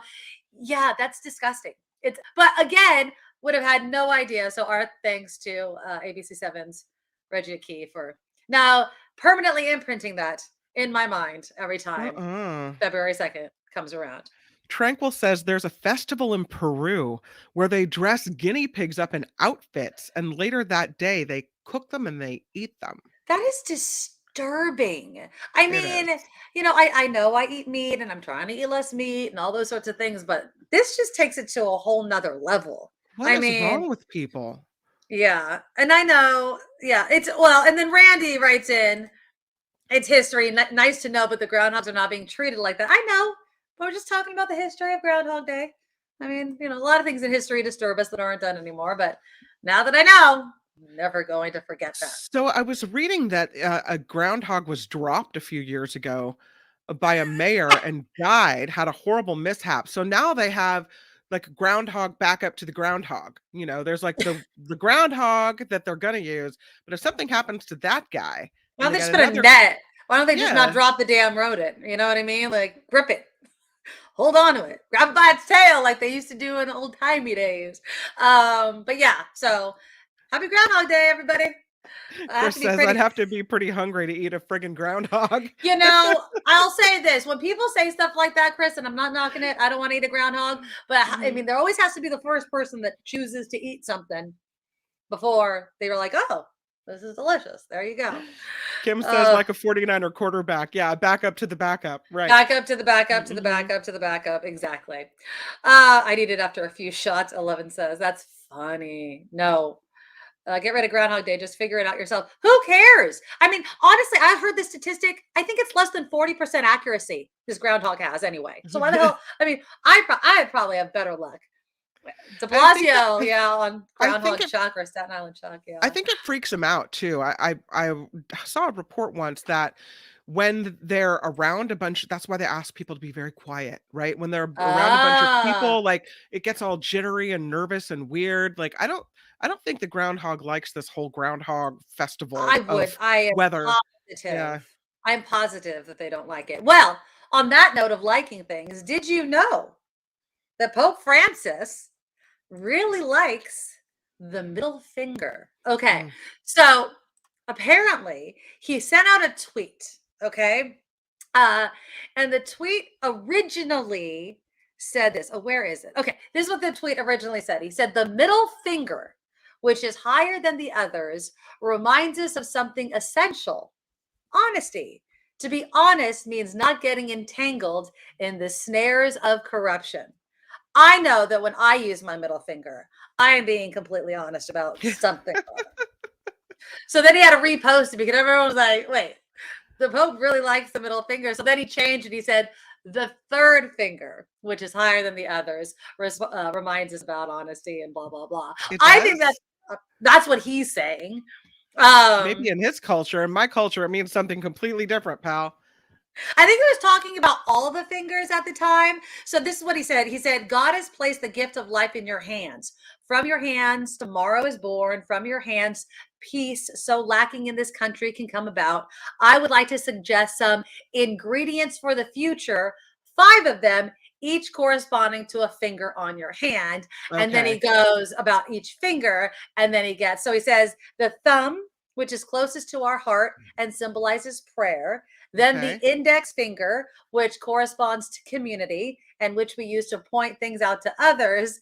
And then he said the middle finger, which has to do with honesty, which I think I can completely agree with, because when I use it, I am telling you exactly, honestly, how I feel. Now when you flip someone off, you can shout, and that's the truth, buddy. From the Pope. It's a little honesty for you. There you go. All right. If you want to know who I'd like to use the middle finger on, It's this woman. Let me share my screen with you. I swear, this is your Republican controlled House of Representatives, ladies and gentlemen, and she's back. And she's up there, and she's gonna use her stupid freaking platform. Oh no! Here we Look at go. her. I don't even want to hear her. She's awful. Here, Ugh. I want to make sure my volume is up. Here we go. This, my friends, is the one and only. Can you tell me MTG. how much COVID cash went to CRT? CRT.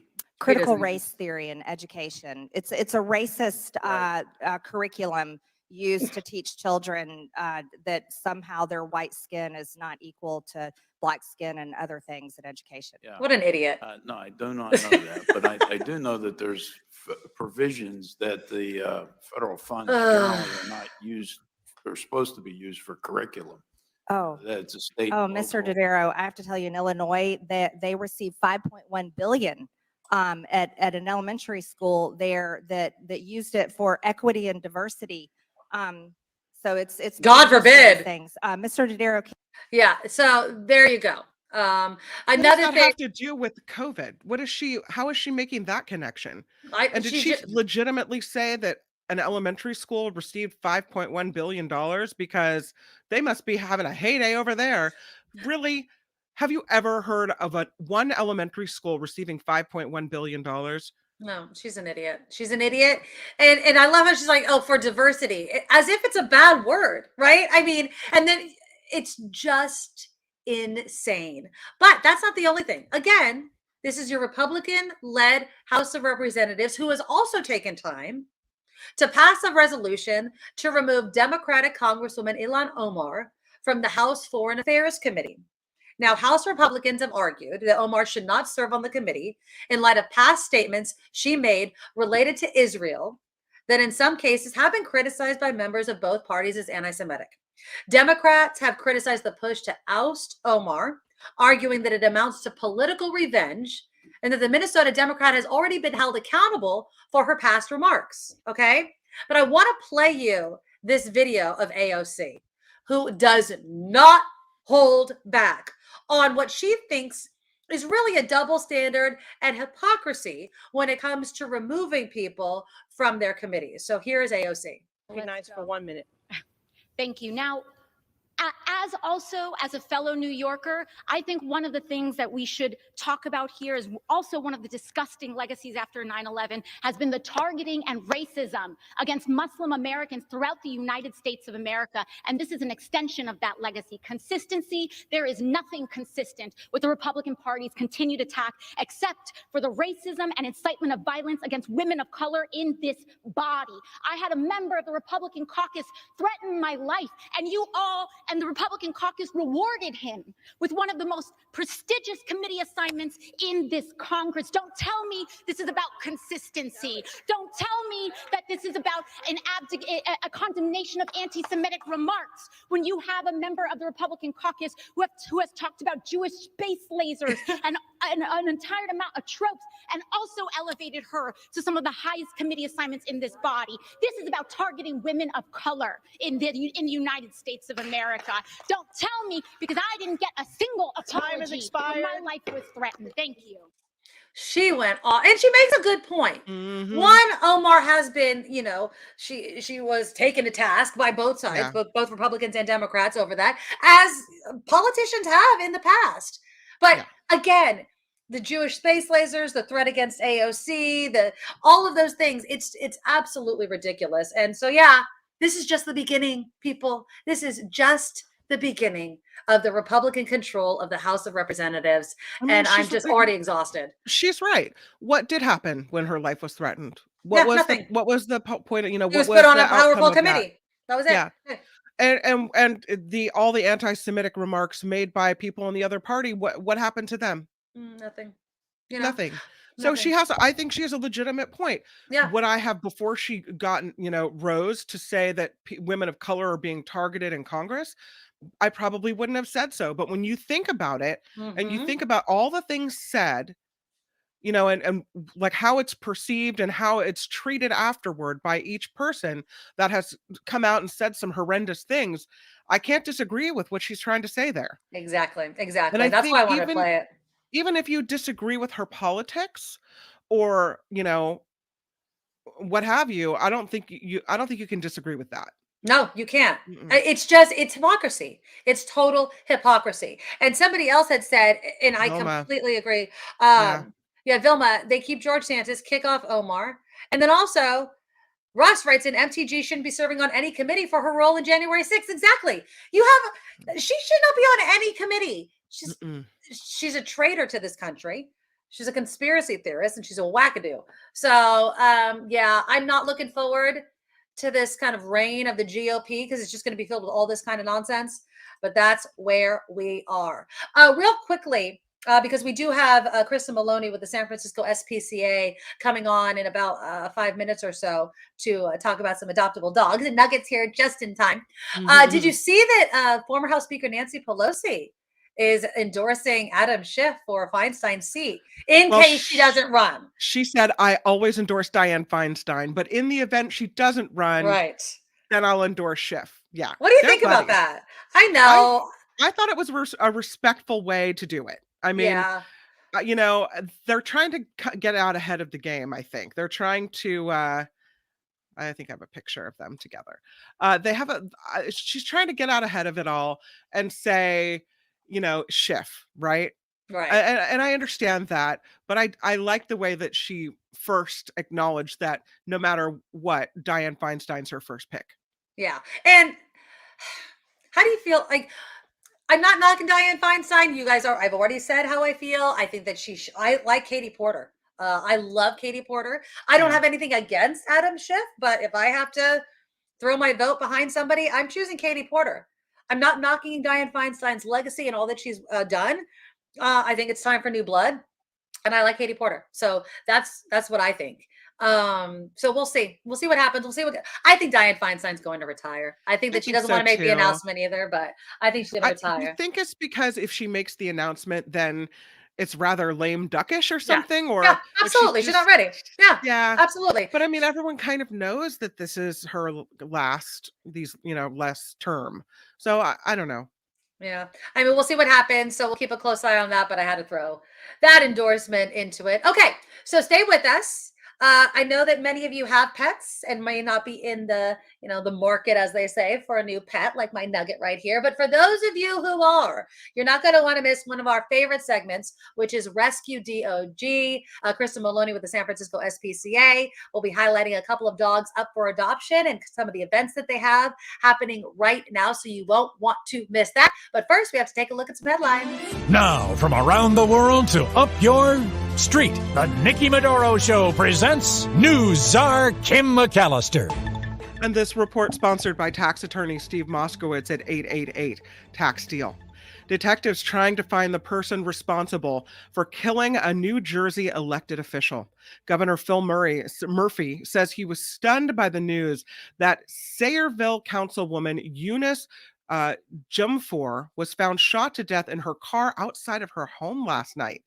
The NBC affiliate there reports surveillance video shows a man talking with the 30-year-old Dumfor right by her car just before that shooting. The Canadian province of British Columbia is decriminalizing small amounts of some drugs to help fight the area's number of drug overdose deaths.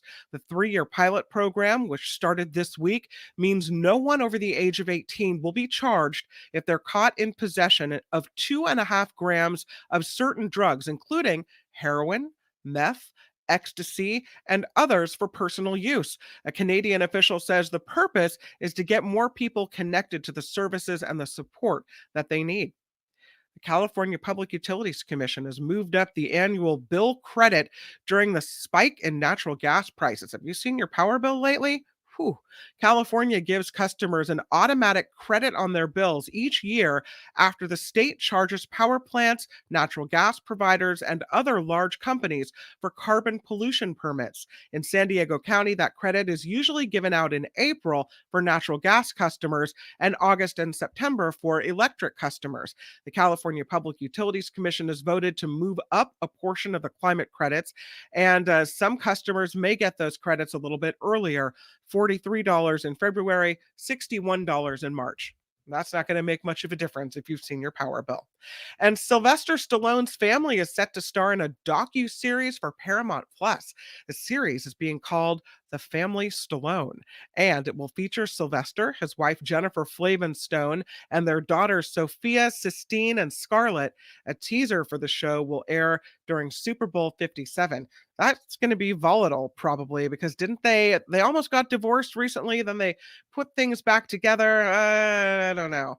Speaking of the Super Bowl, though, Jason Kelsey's pregnant wife, Kylie, is bringing her OBGYN to the Super Bowl in Arizona with her.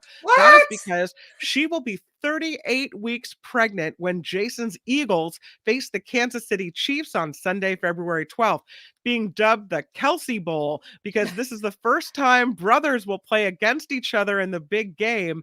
The Eagles center will battle it out against his brother, Chiefs tight end Travis Kelsey, for the Lombardi Trophy.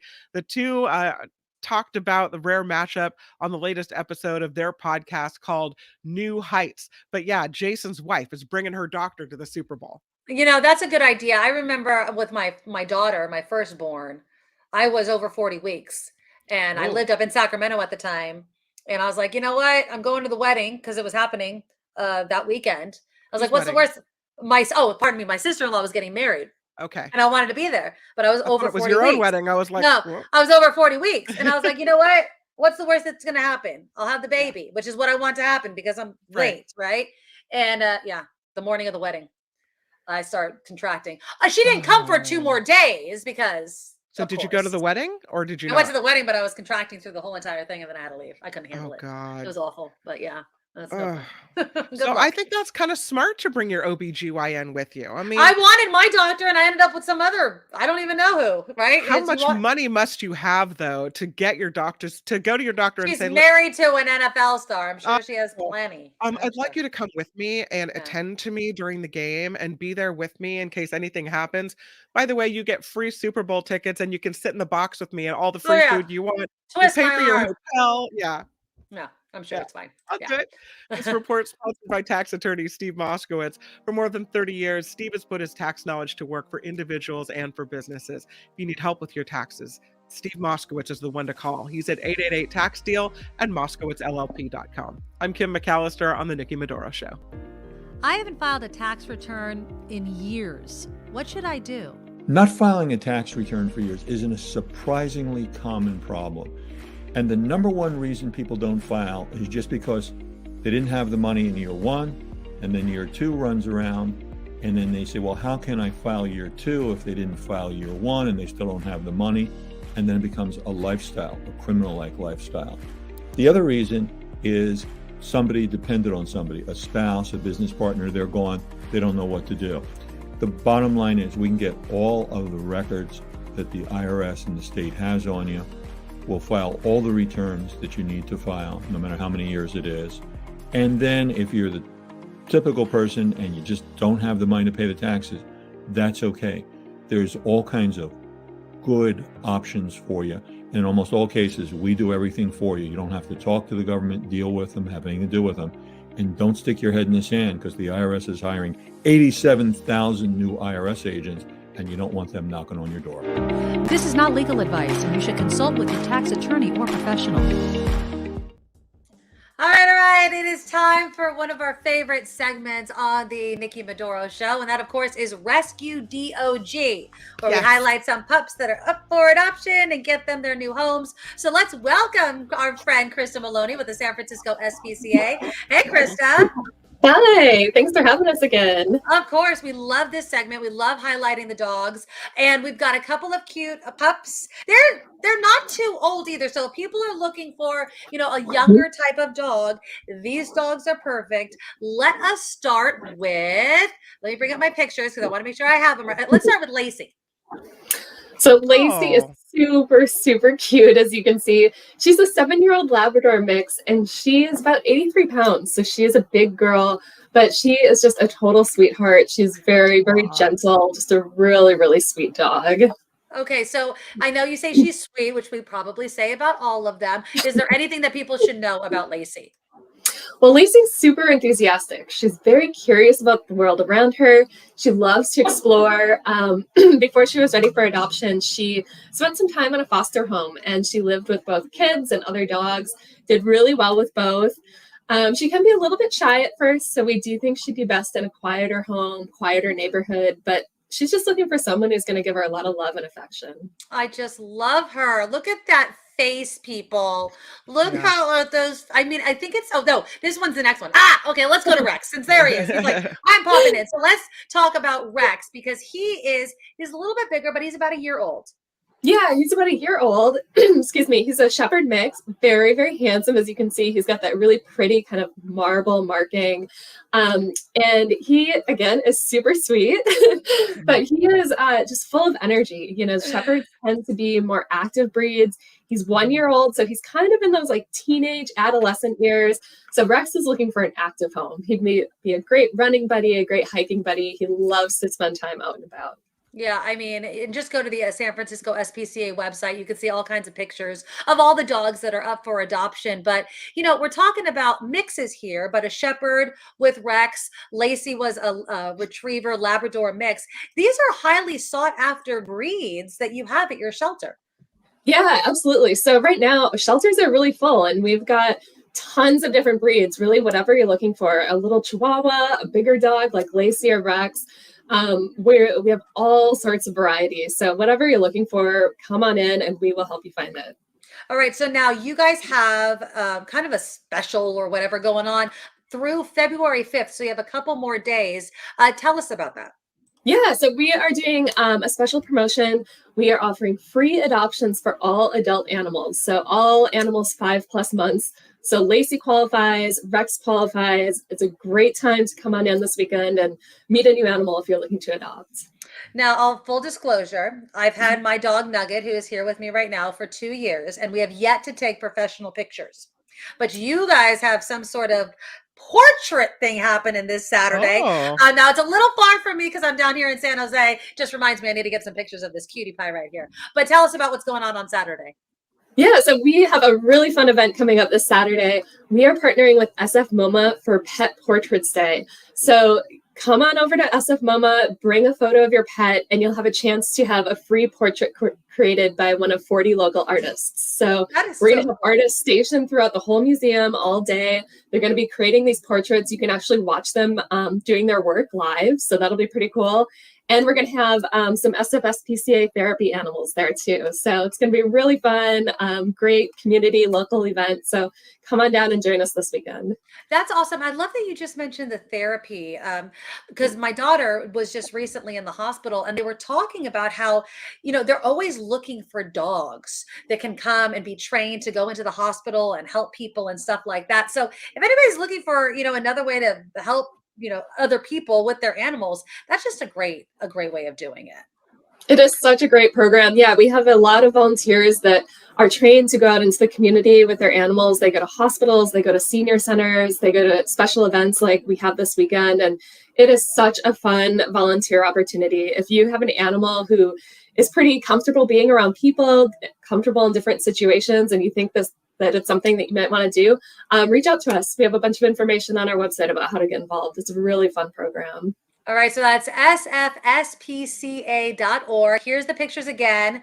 There's Rex. He's so cute. And then here's Lacey. And they have so many other dogs. I mean, just go in there. It's kind of like a car, though, so be prepared. You're gonna fall in love with somebody, I am sure. Krista Maloney, San Francisco SPCA, thank you so much, and we'll talk to you next month. That sounds good. Thank you. Thank you so much. I'm telling you, Kim, you need to add to your family. I don't know. I think my family's pretty well stocked up. I thought that you were gonna get another dog. I thought you were gonna get another dog. Oh, is your dog here? Yeah, up, come here. Nuggie. There she is. Nuggie. Nugget is just kind of see her head. Here, come here. She's so heavy. I don't know if I can lift her up. Here, up. There's my Nuggie. Hello. Hello. This is Charlotte. Charlotte is a golden retriever. I don't know if you can see her. I can't. Your name is covering the face. I'm sorry. Look at that. Let me see if I can open She's up. She's super awesome. No. She's down below. Here she is. Hi, little nosy. I know. Nugget's just on my lap. I love it. See if you can come up. Up. Nope. Charlotte. We got her from a breeder, unfortunately, and I'm sorry about it now because I wish we would have rescued a dog, but then we wouldn't have Charlotte, and she's really awesome. This is a breeder in San Francisco that specializes in therapy dogs. Oh, So nice. she's a golden retriever, and a lot of her brothers and sisters, I guess, are like, out there in the world helping people. So yeah, she's a really cool little pupperoo. Yeah, let me look in the comments right here. Vilma says a cat recently adopted me the other day. Oh.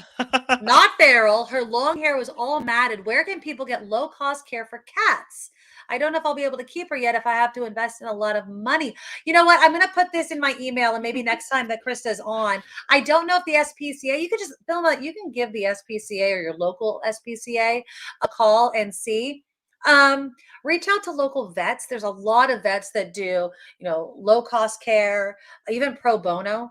Pet stores also might have these events where you can kind of bring in your animals and get help that way. So if you have this space in your heart and your home, definitely look into something like that. Aquarius asks, do short-haired dogs shed as much as others? Only we don't see the buildup of the accumulated hair. I don't think so. I mean, what did we have? I know that labs, they're short hairs, right? Yeah. That's a short hair dog. Mhm. They shed like at least once a year, that big old fluff. We used to have a rot lab. Oh my God. After he passed away, Ramses was his name, Ram. He shed so much, no matter how much we brushed him, he shed so much that years and years later, if we opened up a box like that we had stashed away, we'd find his hair in it. I mean, it was just so much. Nugget, he's a golden kind of see her a doodle. little bit. There. Hi. Hello. I know Nugget's all jealous. Nugget's a long hair. He's a doodle, though. He's a golden doodle, so he doesn't shed at all. I mean, when he gets groomed, the little hairs that kind of fly off around my car when I have the windows rolled down. But he doesn't. Charlotte sheds. We've had 2 dogs. We had Zoe, the Siberian Husky, and I would brush her, and it would be like a full other dog on the floor with all the hair. Right. And then Charlotte sheds too. So I've never had a dog that didn't shed. So I guess you could say I'm used to it a little bit. Yeah, exactly. I mean, I love Nugget. Nugget gets matted. He's going in. So I'm moving. I saw somebody earlier asking how the move's going. My house is in disarray. I gave Kim an after show preview of the room that I'm sitting in. So now she has an idea of the craziness that I'm broadcasting in. But yeah, so tonight, my husband and I are going to be making trips. Then the big move this weekend. I called DirecTV this morning because an And you update said, on. thank you, but no thank you. I called them. Do you want to know how much I was paying? Do you want to know how much? Just guess. Everybody guess how much per month I'm paying for cable with DirecTV. I'll ask you in the chat, okay? Because I wanted to call after our conversation about the apps, and you cut the cord, Kim, and you were really, supporting it. But my husband even texted me during that conversation and says, "Don't you dare." And so I was like, I don't want to move with DirecTV if I'm not going to keep it, because once you move, they assign you to an automatic 1-year contract. So then you're kind of stuck in it, right? And so I was really hemming and hawing about it. So let's see. Let's get some guesses. How much do I spend every month on DirecTV only? Not counting all the streaming services that I'm paying for. Let's see. Wes says 119. John says 175. Wow, Kim says 275. Liz 190. Tranquil is at 160. Tina $220. Let's see. Nancy is at 150. Okay, Kim, what's your guess? How much? So you said it yesterday. I think you said 190 yesterday, but I would say Kim's probably right with the more in the upper 200s if you add all the services you're paying for on top of your cable, right? So add the Netflixes, the HBO no streaming. Maxes. No, I'm not doing any of the streaming. You're right. I was right. And I gave it yesterday. I didn't know I said it yesterday. Not quite 190. 186 and change. $186. I was spending, we were spending on cable, not counting the streaming services. Okay. So I called DirecTV, right? Because that's what they tell you to do. Oh, if you don't like your bill, give them a call. They don't want to lose you as a customer. So I'm a very nice lady. on the phone. And I said, well, first I had to get to the lady about the move. I was like, I'm thinking about moving, but I'm also thinking about dumping you guys because I'm paying a lot of money. So I'm kind of seeing what you guys are going to offer me. And so the lady's like, okay. So first she got my kind of, address and everything. And then she's like looking at my bill. She's like, oh, I love this. I see you're spending more than $100. I'm like, lady, I'm spending almost $200. Don't That's try right. and put a cherry on top of this. I'm spending almost $200 with you guys. I'm thinking, I need to be I need to be paying significantly less. When I go to your website, the package that I have is being offered for $70. So I'm thinking to myself, I want that, right? Offer me that. Oh, that's only for new customers. Now, mind you, I've been with DirecTV for over a decade, right? I mean, I'm a good customer. I've stayed with them through all the streaming and everything like that. So I was like, okay. She's like, well, you tell me, how much would your bill need to drop to keep you?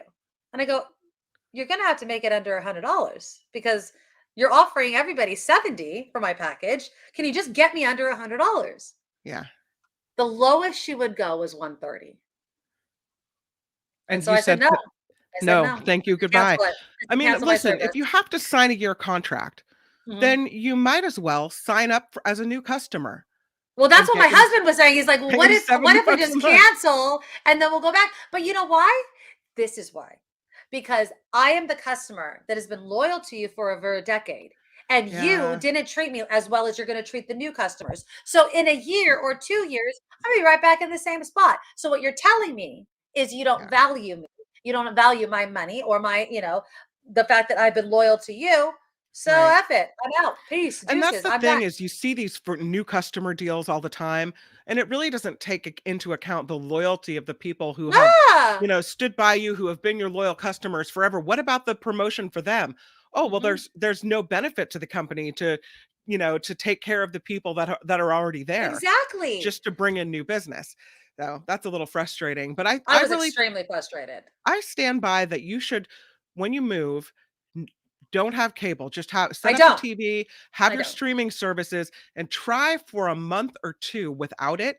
And I bet everyone in your house will be like, you know what? That's $100 or $130 or $190. We don't need to spend. Well, yeah. So what I'm going to do, because my husband, so I text my husband. Hold on, let me find it. It's a text. Do the text. Well, he's at work. I said, just letting you know, I got off the phone with DirecTV. I canceled because they won't give us any sort of deal. But then I was looking into like Hulu plus live TV, which is what we were talking about. Sure. It has everything. It's $70 a month. Yeah. And so I was like, we're going to just do that. And I could probably get rid of some of my other streaming services because of what comes with Hulu. But so he calls me and I answered the phone. I'm like, don't be mad. I was like, but I canceled it. I made an executive decision, which is pretty much all the decisions that I make are executive decisions. And so I had to read off to him all of the channels. We get all the sports, we get the regional sports, we get the local news, we get all those ABC, CBS, all those channels. So what the hell? Why not do that? Right. Now, Wes, who was it? Wes was saying you can get all your local channels with an antenna. Yes, but we want the sports. He wants his history. He wants Vice. He wants all those channels that he stays up late and watches. And so, and Wes says, I have Hulu Live. It is cable. The interface is a little wonky. So YouTube TV does the same thing. I think the interface is a little less than desirable, but you get all those channels and more, all the local channels. I think it's $65 a month. The thing I think you have to pay attention to, though, is whether you're overlapping. So some of the services come with other things. And so like when you're going through to see what you're actually paying for, make sure you're not doubling up. Right. So I want to go down the list because again, now Netflix apparently is going to start cracking down on some sort of nonsense, which I think is completely how they're going to do that. So what I read is that they're going to, so whoever is the owner or the subscriber, right, is going to register. I guess it's the ISP. And so if you're away from home, you have to like log in with some sort of code perhaps. And so obviously if it's not me, and I'm trying to get in, then it's kind of a hassle to text the person that I'm taking it from to be like, hey, why did you can't get a code? you just give the person that you're lending the code to the code? That is a very good question. So Yeah. I don't know. I'm waiting and seeing. I don't have Netflix, but I share it with somebody. And I'm hoping I could keep it. Who knows? YouTube TV is very much like regular cable. Okay. But does it get all of the channels, or is Hulu Live better? Because I haven't signed up for Hulu Live yet, because I still have DirecTV here until like a couple weeks because I paid for it. That's when my billing cycle ends. Vilma saying, I would just want local news. I would say the antenna then. That's what everyone keeps bringing up. Yeah.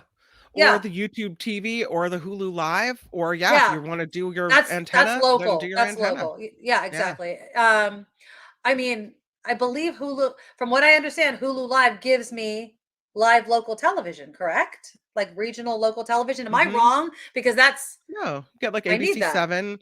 I find that I can see that on YouTube TV, but also on other channels that I subscribe to. But I like to go to the website, and if something catches my eye, I'll just click it and watch the live. report online. Yeah. Yeah, exactly. That's what I do too. I mean, you can watch everything on the computer anyway, as long as you're watching it when it's live. And then most of the time they have all of their reports, as little videos that you can watch. Hulu Live is a bundle. You get ESPN and Disney Plus as well, which is good because I pay for Disney Plus. So now I don't need to get, right? I can cancel my Disney Plus. And just because I have Hulu Live now, it comes that way. So see, I'm saving money already, people. Now I do pay for Apple TV, Paramount Plus, which is now with Showtime. Peacock, I think, is free because I have the ads. I think Peacock is free. And Paramount Plus, I learned today from Jefferson Graham, is absorbing Showtime. So it's going to be called Paramount Plus with Showtime. With Showtime. And then, I mean, they're all just bundling. They're all just bundling. And I think Naked Mittens was asking about just getting internet if they cancel Comcast, and you can get it with Wi-Fi internet only. So, I'm really disappointed. I'm not trying to knock DirecTV. If you have them, we stayed with them for a long time. But if I'm the customer and you're seeing the writing on the wall of people leaving and cutting the cord, you would have thought that they would have made a deal for me, or like, okay, you know what? If you keep hassling us and you really are going to quit, then we'll give you the new customer price. What the hell? What happened to treating the customer like they matter? Oh, they got rid of Peacock for free? Well, how much the hell am I paying for it? How much am I paying for it then? I gotta go. I gotta look at my credit card statements. Like, am I just paying for crap and I don't even know what I'm paying for? That's ridiculous. But yeah, I'm trying to cut the cord. Yeah. I'm really, really trying to do it. All right. So great show today. Thank you to everybody for participating in the comments. I mean, if you missed any part of the show, we talked about a lot. Everything from cannabis to the drug crisis in San Francisco to dogs. My daughter is here. If you guys would love to see, this is my daughter Marley, who's been home. Marley! You're gonna sit on the dog's head. You can't sit on the dog's head. This is my daughter Marley. For all of you that have been sending well wishes, here she is. She looks good, doesn't she? Yeah. For your intestine removed. I'm very proud of you. But she's on the mend. Hopefully back in school on Monday. So say hi to everybody. Hi. And then tomorrow we're gonna talk movies with Tim Sika. Not quite sure what we have, but a great show tomorrow. I gotta figure out something to eat. So if you guys want me to eat something special tomorrow, I might try those Taco Bell wings, even though Super Bowl is, this one wasn't all the crap food there is. But if there's something else that I should try tomorrow, let me know. Before the show ends, please click the thumbs up. It really helps us out. I'll see you at home, Marley. Look. See, there you go. Tune in tomorrow, of course. The show starts at noon. Share with your family and friends. Donate to our Patreon if you can. TheNikkiMedoroShow.com is where you find all of the links. We love you all. A big thank you to everybody that donates.